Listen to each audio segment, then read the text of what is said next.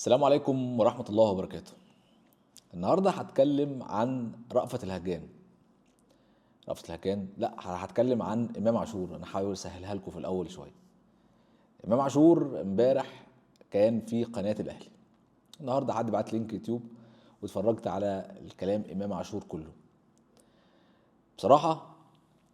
بصراحة يعني ومش عايز حد يزعل منه، ناس كتير ممكن تختلف معايا في الموضوع ده. أنا شفت زملكاوي في قناة النادي الأهلي كله حنين لفريقه اللي هو بيشجعه، قاعد مع رجل اهلاوي اسمه احمد شوبير. احمد شوبير كان جايب امام عاشور ليه يا جماعه؟ كان جايب امام عاشور عشان في حكم حبس على امام عاشور طلع اول امبارح.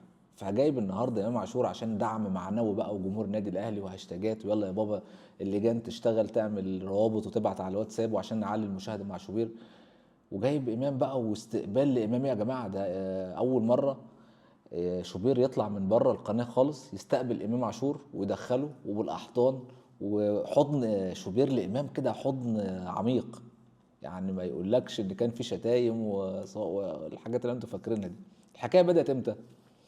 الحكايه بدات لما كان امام عاشور بيلعب مع الزمالك في مباراه الفريق الشباب في النادي الاهلي. فاليوم ده الزمالك كسب او تعادل حاجه زي كده وخد الدوري اعتقد. ما علينا. امام دخل اوضه خلع الملابس، تمام، ووقف على تندة كده او حاجه وفضل يغني عيلة ويقول بقى. وفي اغنيه تانية ومش عارف اسمع يا اهلك يا اهلي تاريخك بصوت الابطال، واسمع وسمع العالم مش عارف بتاريخ اغنيه كده اللي بتوع الالتراس عارفينها كويس قوي، تمام. فبدا الاعلام ياخد الاغنيه دي. طبعا الاغنيه دي كانت مهينه يعني بصراحه، وشو اسمه امام عاشور جاب فيها من عند يعني الله يرحمه صالح سليم، للخطيب لحسن حمدي لشوبير لكل ده للجمهور، ما سابش حد، والله ما ساب حد. فطلع بعدها شوبير على التلفزيون وقال اللاعب اللي اسمه امام عاشور انت بتشتم مين يا مش عارف ايه. وقامت حمله على امام، وعلى فكره خد فيها 8 مباريات ايقاف، وكانت مشكله لامام. وامام هنا ما فرقش ما بين كونه مشجع متعصب لنادي الزمالك وكونه لعيب في الفرقه، واحنا كلنا هاجمنا امام في الوقت ده، خصوصا ان الوضع ما كانش يعني لذيذ. حصل اللي حصل، وبدأ الأهلوية يسموا إمام عاشور إيمان، وده إيمان، ويعني الولد اتبهدل. طلعت تصريحات بعد كده من ابن شوبير اللي هو كان معاه في الحلقة امبارح، أنا ما بكلمش إمام عاشور وما فيش بينا كلام، يعني ده واحد شتمنا. فخلاص ده راجل شاتم، وانتوا عارفين طبعا مبادئ النادي الأهلي وقيم النادي الأهلي ما تسمحش إن حد شاتمهم يتعاملوا معاه أصلا، مش فوجئنا بعد كده يا حبيبي ان امام عاشور بعد ما بزغ نجمه مع الزمالك بقى وعملنا امام عاشور. وامام عاشور ده يا جماعه معلومه ليك انتوا بس، والناس اللي قريبين عارفين الكلام ده. كان بيدخل التمرين، اقسم بالله كان بيدخل التمرين السلام عليكم بتاعته تيت الاهلي. دي السلام عليكم بتاعت امام عاشور. السلام عليكم بتاعت امام عاشور تيت الاهلي معروفه، واسالوا اي حد في الفرقه. بعدها جه عرض الامام عاشور راح ميتلاند الدنماركي. وانا عايز اتكلم على الرئيس السابق اللي كان موجود اللي فرط في امام عاشور. انت مش مفرط في لاعب، انت مفرط في مشجع على فكره. يعني سيب بقى من كل اللي بيتعمل دلوقتي والمكايدات والجمهور لا لا لا، انسى ده كله، انسى ده كله. راح ميتلاند الدنماركي بمبلغ حوالي 3.5 مليون دولار او 3 مليون دولار حاجه زي كده. لغايه دلوقتي انا ما اعرفش الفلوس دي راحت فين بالمناسبه، يعني لغايه دلوقتي انا ما اعرفش الفلوس دي راحت فين. في الوقت ده انا طلعت وقلت ان امام عاشور مغصوب ان هو يمشي، والناس بدات وقتها. انا كحسن اتصلت على امام عاشور، يا ابني استحمل، يا ابني اقعد، لان انا عارف اللي كان بيحصل ايه ايامها. وفي حاجات كانت بتحصل مع امام اللعيبه كلها عارفاها، اللعيبه كلها عارفاها، مش وقتنا خالص، تمام. اتصلت بامام قال انا عايز اقعد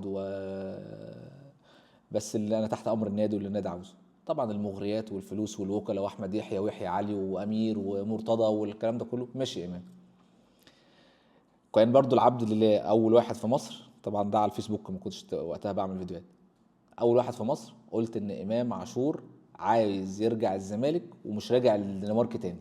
كان العبد لله اول واحد في مصر قلت الكلام ده، نزلت الخبر ده على الفيسبوك. وبعدها في ناس دخلت حتى كده تتريق وتقول امام بيسلم عليك وبقول لك امام عاشور بيسلم عليك وبقول لك بطل هبد. فاكر انا الكومنت ده. طيب يا جماعه، بعدها بشويه الامور بقت تتضح، وامام رجع النادي، وكان راجع بعكازين كده لو تفتكروا، وراح النادي وطلب من الناس كلها. عبد الواحد السيد لسه عايش يسالوه، شيكابالا، احمد سيد زيزو، كل الفرقه، قال انا عايز ارجع الزمالك. طبعا في الوقت ده مرتضى منصور قال لك ترجع فين وتعمل ايه؟ ما رجعش الولد. تمام، انا بقول لك الكلام ده تقول لي بقى الكوبري مش كوبري، انا بقول لك حقيقه. انا بقول لك حقيقه. انت بقى عايز تقول كوبري، الاهلي استغل ايه؟ امام عاشور في الوقت ده كان عايز يرجع الزمالك، كان عاوز يرجع الزمالك، وجه وما كانش فيه فلوس وقتها، لان فعلا ما كانش فلوس. الزمالك كان بيبيع لعيبته عشان مش قادرين نديهم مستحقاتهم. قبل الولد ده ما يوقع للاهلي باسبوع، تمام، حاول يتواصل تاني مع ناس من بره المجلس اللي هو مجلس مرتضى منصور، قال لهم انا عايز اقعد. ماشي، وتواصل معاه الكابتن حسين لبيب في الوقت ده، تمام، لان هو اللي طلب التواصل مع الكابتن حسين لبيب. هو اللي طلب التواصل مع الكابتن حسين لبيب. انا بقول لك معلومات متاكد منها مليون في الميه. هو اللي طلب التواصل مع الكابتن حسين لبيب، والكابتن حسين لبيب اتفق معاه، تمام، هنشوف ونلم مبلغ ونعمل ونسوي، تمام. بعدها باسبوع اعلن ان هو راح الاهلي. ليه بقى اعلن ان هو راح الاهلي؟ لان تاني يوم ما اتفق مع حسين لبيب، وحسين لبيب اتصل، طلع ميدو للاسف هاجم الولد، وطلع مرتضى منصور شاط الولد، قال له امك والشبشب والحاجات ديت، وامام عاشور راح الاهلي ووقع مع الاهلي. الاهلي بقى في الوقت ده، ده الموقف اللي انت لازم تقف عنده. طب فين يا جماعه المبادئ، وفين الاخلاق، وفين المثل، وفين القيم؟ ده واحد شتمك وشاتم ناديك ورموز ناديك واللعيبه بالجمهور بعم حارس بالدنيا كلها. امام ما سابش حد، امام ما سابش حد. وفي الاخر قال لك احنا عشان نكيد الزمالك خدنا امام عاشور، وهم فعلا خدوا امام عاشور. خد بالك، خدوا امام عاشور. وبدا من وقت ما امام عاشور في الاهلي يعامل انه ملك متوج جوه الاهلي، لا مبادئ بقى ولا اخلاق. حتى طلع قفشه قبل كده قال لك المعامله مع اللعيبه بتختلف، وفي لعيبه على الحجر، ولعيبه واخده السوكسي كله، ولعيبه ممكن ما تعملش اي حاجه في الملعب بس واخده السوكسي. الامور اتلخبطت جوه النادي الاهلي، وكلمه مبادئ وقيم انتهت. طلع الحضري بعد كده يتريق عليهم وينكت عليهم، وحسام وابراهيم واكرامي، كل الناس دي اللي هو شريف طبعا مش الراجل الكبير. فبدات ان صفقه امام عاشور تبقى زي شاشه تلفزيون كده بتقول لك وانت بتتفرج على الاحداث، بتتفرج على الاحداث مباشره، مفيش حاجه اسمها مبادئ واخلاق. ده الفيلم اللي معروض على شاشه التلفزيون، كذبه المبادئ والاخلاق، كذبه المبادئ والاخلاق. المهم، جه امام عاشور زي ما انتم شايفين، دخل النادي الاهلي وبدا يعامل معامله خاصه. وكلمه بقى الغرامات والكلام ده كله، ما فيش الكلام ده، يسهر براحته. اللي في مشهد، الفيديو ده اكيد كلكم شفتوه، كانوا في فرح، وخالد بيبو اللي هو مدير كوره في النادي الاهلي واقف يتحايل على امام عاشور على الترابيزه، يلا يا امام، يا عم خنقتني. الفيديو ده موجود عشان بس الناس بتتغنى بالمبادئ والاخلاق والحاجات دي. يعني انا والله، لا والله العظيم انا صعب عليا خالد بيبو واقف يقول له يلا يا امام، يلا يا جماعه عشان نمشي، يلا عشان عندنا تمرين الصبح. واتريقوا عليه وسابوه ومشوا. ليه؟ لانه ما قدرش يتكلم معاه ان هو واخد امام عشان يكيد بيه جمهور الزمالك. طيب هل هو امام في الزمالك بيدي نص مستواه او ربع مستواه مع الزمالك؟ لا. انت واخد لعيب بيأدي المهمه عندك وياخد فلوس وخلص الموضوع. انت عارف وانا عارف والاستاذ عارف والاستاذه عارفه وكلكم عارفين ان امام عاشور زملكاوي. كلكم عارفين ان امام عاشور زملكاوي، وكلكم عارفين ان الولد ده مش زملكاوي بس، ده زملكاوي متعصب. زملكاوي متعصب لغايه حلقه امبارح. طبعا قبل حلقه امبارح امام عاشور لعب مع الزمالك ماتشين، لعب مع الزمالك ماتشين، ماتش السوبر وماتش الكاس، والماتش اللي بتاع ثلاث ماتشات. في ماتش الزمالك الولا، الناس اللي لعبت كوره عارفه الكلام ده كله، ما بيغلش قدام الزمالك، ما بيغلش قدام الزمالك، وبيلعب قدام الزمالك وهو اسمع وبيكون عليه ضغط نفسي كبير. ده النادي والجمهور اللي انا بشجعه، وانا بلعب في نادي عشان الفلوس وعشان الدعم والاعلام والهيلمان والكلام ده كله. لكن في الاول وفي الاخر كل جمهور الاهلي عارفين امام زملكاوي. ولو امام ده طلع بصوا بيحاول يثبت بكل الطرق، بكل الطرق، ان هو منتمي ليهم لغايه حلقه امبارح. حلقه امبارح دي بالنسبه لي اسطوريه، اقسم بالله. ليه بقى اسطوريه؟ ده بقى المصطلحات اللي بيحبها جمهور الاهلي.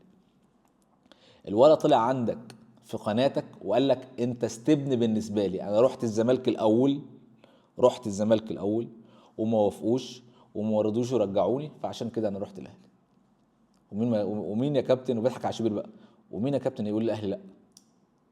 اعلن امام عاشور رسميا في وسط قناه الاهلي ذاتها انه راح الزمالك، والزمالك رفضه وجالك عشان استبنه، وقال لك انا مش هخسر جمهور الزمالك. كابتن الخطيب قال لي وانا مش هخسر جمهور الزمالك لغايه اللحظه دي، انا مش هخسر جمهور الزمالك. بصراحه الحلقه دي امبارح اكدت لك ان امام عاشور رأفت الهجان الزملكاوي اللي مزروع في الاهلي. طب هو ما بيلعبش حسن ما هو بيلعب وبكيد جمهور الزمالك واحنا مش عايزينه؟ انا بقول لك لغايه اللحظه ديت، انا بقول لك موضوع امام عاشور القصه لسه ما انتهتش، لسه هنشوف فيه فصول تانية في الروايه دي، ديت. يعني انت كده بنفهم من كلامك يا حسن لا انت متعاطف مع ايمان، لا لا لا، انا ما بكلمكش في دي خالص. انا بكلمك ان امام عاشور اعلن امبارح في قناه الاهلي ان النادي الاهلي ده نادي استبن بالنسبه له، واعلن لكل الناس ان مفيش حاجه اسمها مبادئ واخلاق وقيم اللي هم بيتغنوا بيها، لان هو ضربها قبل كده على فكره. الموضوع ده ضربه ضربتين في 2018 لما تركي الشيخ انهى على الموضوع ده تمام، والساعات والحاجات والرولكسات والدولارات والشنطه الخضراء والشنطه الصفراء والرأس الشرفيه والحوار ده كله، ده كان انهى عليه تركي الشيخ. حلقه امبارح بصراحه كان حاجه كده من ذكريات 2019 و2018 اللي كان تركي الشيخ بيعملها مع اداره الاهلي. في حلقه للتاريخ، انا اي حد فيكم يا جماعه نزلوا الحلقه دي وخليها عندك كده، هنحتاجها قريب. الحلقه دي هنحتاجها قريب عشان تعرفوا بس ان هو اصلا اي حاجه الولد ده في واقع حصلت امبارح تعرفك ان هو بيتملى يقول ايه، اطلع اعمل كذا عشان جمهور الاهلي بيحبه. واللقطات طبعا في انتوا عارفين ملوك اللقطات، عندنا رئيس النادي عندهم ده ملك اللقطات، استاذ من زمان كان بقى، واطلع يا لورد وانزل يا لورد وحاجات كده، لا ده خبره في اللقطات. فلما يطلع امبارح يقول لك ايه الحوار اللي حصل بينك وبين شيكابالا؟ انا قلت لشيكابالا قول لدونجا يخلي باله عشان هينطرد، انت بتلعب في الاهلي يا امام وبتقول لشيكابالا قول لدونجا خلي باله عشان هينطرد؟ يا جماعه والله الحلقه ديت انتوا ما وقفتوش عند حاجات كتير حصلت فيها. تمام. قبل كده طلع علينا كهربا وقال لك يا كابتن سيف، انت عارف شيكابالا بيقول لامام ايه؟ انت راجع اخر السنه. وانا رد عليه يا كابتن سيف امام قال له انا في حته تانية دلوقتي. طلع كهربا كذاب، وطلع اللي مشغل كهربا كذاب، وطلع الولا امبارح قال انا قلت لدونجا خلي بالك عشان عنده نظاره هينطرد يا شيكا. ده امام زملكاوي يا جماعه، زملكاوي خاين يعني بس زملكاوي. انا مبسوط من اللي حصل ليه؟ لان اللي حصل ده اثبت بما لا يدع مجال للشك ان نادي الاهلي ليس نادي لا قيم ولا مبادئ ولا اخلاق، لا نادي الاهلي كل اللي هو عاوز يعمله، وكل الكابتن خطيب فتره الكابتن خطيب اللي انا بقول لك دلوقتي انا ممتن بيها، الكابتن خطيب عايز يكيد جمهور الزمالك. لا وبيقول لك انا الكابتن خطيب قال لي ما تخسرش جمهور الزمالك. انت عارف بقول لك ما تخسرش جمهور الزمالك ليه يا امام؟ هو بيقول لك ما تخسرش جمهور الزمالك عشان جمهور الزمالك قضى على كهربا نفسيا. دخل بقى في الحته ديت ومكايدات مع جمهور الزمالك، فهو بيقول لك لا عشان دول لو استلموك يا حبيبي فخليهم دايما في صفك، ما تخسرش الناس دي عشان هم يعني ايه جمهور كلح هيأذيك. فالكابتن خطيب بيقول لك كده مش المبادئ بقى والاخلاق يا ايمو يا حبيبي.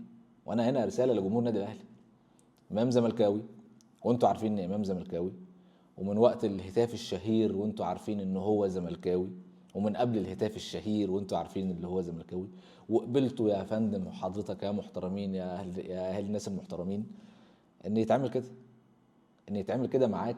وخلي بالك في تويته انا عايز اقراها، يعني محمد نصر كاتبها، ومحمد نصر ده راجل زملكاوي يعني محترم جدا. قال لك ايه؟ جمهور الاهلي كله اشاد بمكالمه والدته، كان في مكالمه لوالده امام امبارح على قناه الاهلي، فامام بكى لما سمع صوت امه. قال لك جمهور الاهلي كله اشاد بمكالمه والدته وعلاقته بيها واعتبروها اجمل حاجه في اللقاء، وبصراحه كانت مداخله جميله وربنا يبارك له فيها، لان الام اعظم حاجه في الكون، واي انسان طبيعي عنده ذره كرامه ما يقدرش يسامح اي حد يشتم او يغلط فيها. ربنا يبارك في كل عرفت تربي وتطلع رجاله ما تسامحش في حقها. دي كانت تويتة محمد نصر، لان امام امه عزيزة عليه. ده يعني محمد بيسقط يعني ان امام لما شتم مش عارف امهات ايه، فالناس ديت سمحت في شتيمة امهاتهم. ده اسقاط من محمد يعني، وده بصراحة تويتة يعني في حد كاتب عليها دي تويتة 2024. امام عاشور اللي انتوا عامله اسطوره عندك، اللي انت على فكره من 3 سنين كنت بتقول على حمدي فتحي اعلى من امام بكتير. وعلى فكره امام اللي عندك ده اللي انت منبهر بيه ما ادكش 20% من مستواه. اتفرج على امام عندي كان عامل ازاي، واتفرج على روح امام في الملعب، لانه بيلعب في النادي اللي بيشجعه. لكن هو عندك انت استغليت الامور وخدت امام، بس ما كنتش تعرف ان الموضوع هيقلب معاك كده، وهتبقى منظرك بالشكل ده قدام الناس كلها. عاشت المبادئ المزيفة، وعاشت الكذبة اللي اسمها المبادئ. وإن شاء الله نلقاكم في حلقة جديدة من حلقات إمام عاشور الحراق على قناة الأهلي. شكرين يا كابتن شوبير.